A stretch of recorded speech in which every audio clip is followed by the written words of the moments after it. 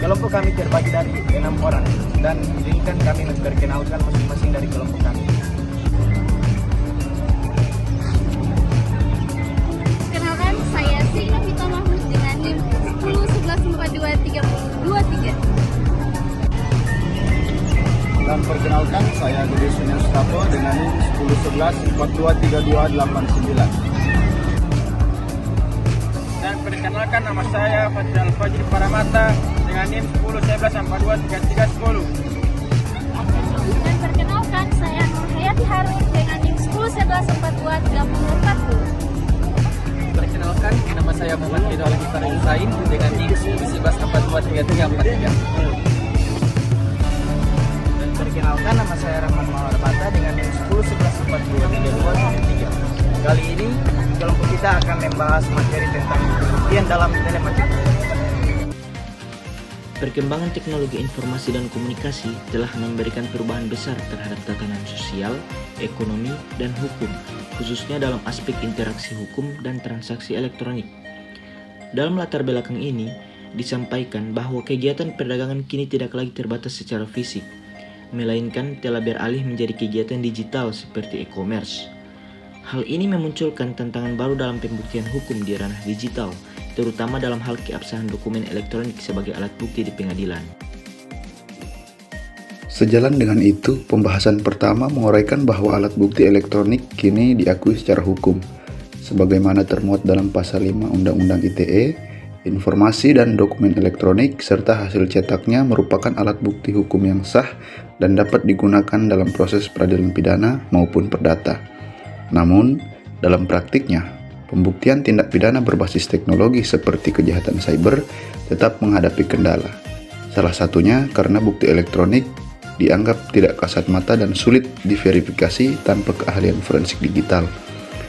Oleh karena itu, pemahaman tentang forensik komputer menjadi sangat penting untuk mengungkap kebenaran di balik kejahatan dunia maya.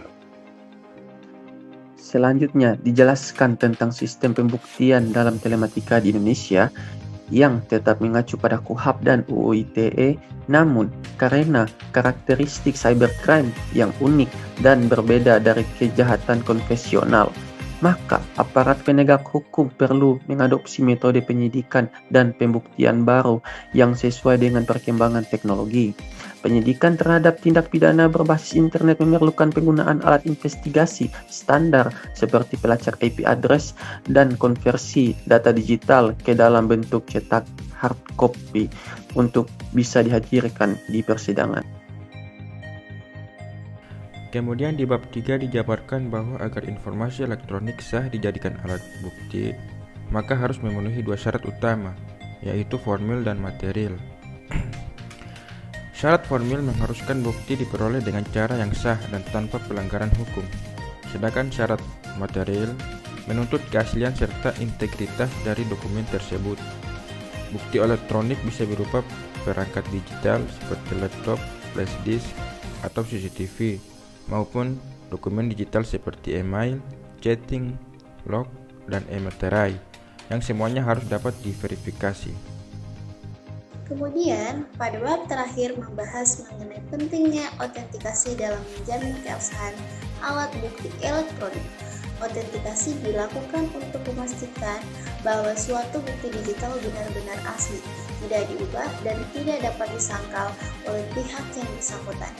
Salah satu teknologi yang digunakan untuk autentikasi adalah tanda tangan digital atau digital signature yang berfungsi untuk memastikan authenticity, integrity, dan non-repudiation dari dokumen digital. Meski demikian, belum semua hakim memahami atau menerima penggunaan bukti elektronik secara menyeluruh karena keterbatasan pemahaman teknologi. Hal ini menunjukkan bahwa peningkatan kapasitas sumber daya manusia hukum sangat dibutuhkan. Dan terakhir, kesimpulan. Kami menyimpulkan bahwa dari semua materi yang kami bahas menyatakan bahwa meskipun alat bukti elektronik telah diakui oleh hukum positif Indonesia, implementasinya di persidangan belum berjalan secara optimal. Diperlukan pedoman teknik yang lebih jelas, pelatihan khusus bagi aparat penegak hukum, serta penyempurnaan regulasi untuk mendorong penerimaan bukti elektronik yang lebih luas dan adil dalam proses peradilan.